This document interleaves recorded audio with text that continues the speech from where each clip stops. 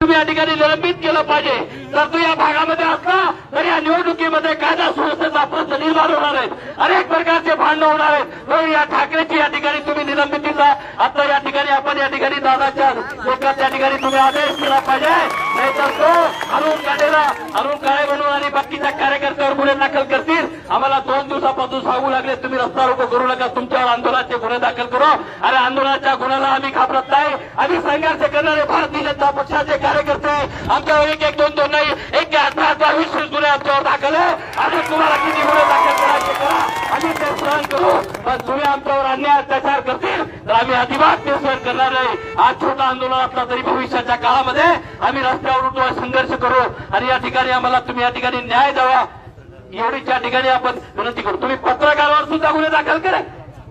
अरे अमोल काळे नावाचा पत्रकार त्या ठिकाणी पुण्यनगरीचा तो त्या ठिकाणी नव्हता,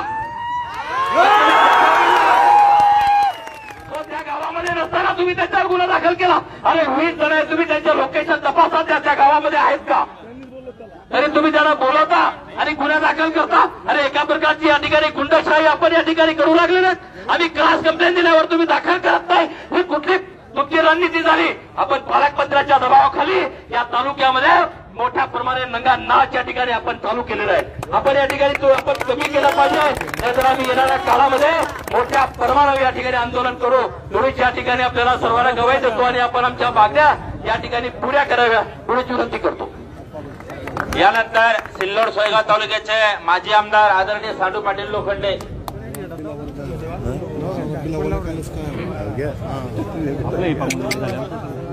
आपल्या मोर्चाला संबोधित करण्यासाठी उपस्थित असलेले आपल्या सर्वांचे नेते माजी केंद्रीय मंत्री आदरणीय रावसाहेब दानवे पाटील, उपस्थित असलेले सर्व पक्षाचे पदाधिकारी कार्यकर्ते बंधू आणि भगिनी,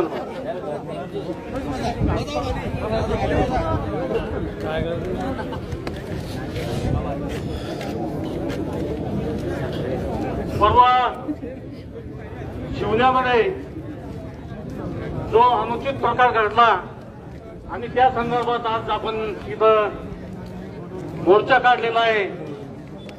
खरं म्हणजे मी साहेबांचं लक्ष मी देतो, साहेब तुम्ही 40 वर्षापासून राजकारणामध्ये आहे आणि 40 वर्षाच्या कार्यकाळामध्ये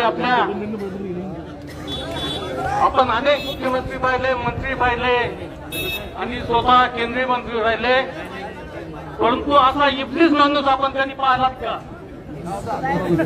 असा इब्लीस माणूस आपण कधी पाहिलात का? इतका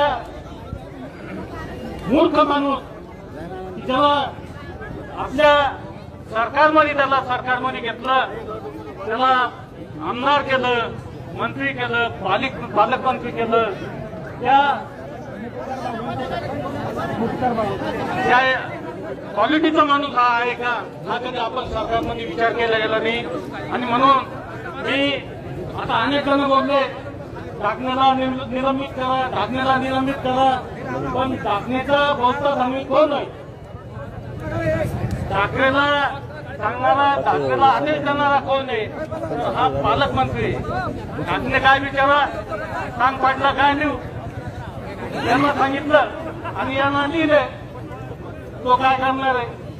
नोकर म्हणून त्यांना बी शपथ घेतलेली आहे, त्यांना कोणी सांगेल नियमांना तपास करून आणि सर्व कोणावर अन्याय होणार नाही अशी त्यांना काम केलं पाहिजे। आणि असा ढाकणे खरं म्हणजे सर्वांनी निर्माण करण्याची मागणी केलेलीच आहे, मी करतो।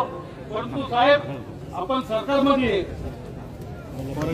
माझी एकच विनंती आहे की आपण ढाकण्यापेक्षा ह्या इथलीच माणसाला सरकारमधून बंद केलं पाहिजे, याला निलंबित केलं पाहिजे। आणि म्हणून मी मुख्यमंत्र्याला सांगू इच्छितो, आवाहन करतो आपल्या सर्वांच्या माध्यमातून की पत्रकार बसलेले आहे, हा इब्लीस माणूस काही होत नाही तुमच्या एका आमदारांना।